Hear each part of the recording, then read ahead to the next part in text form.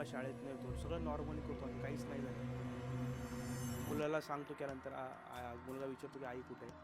हा सांगतो की बाबा आई गेली बाहेर कुठेतरी, अजून आलेली नाहीये.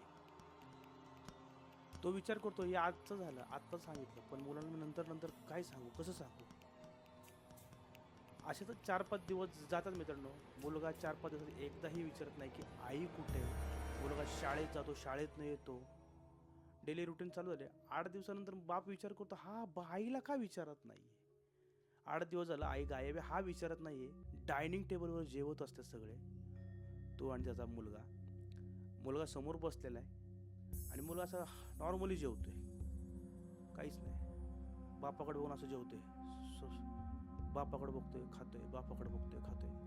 बाप टेन्शनमध्ये.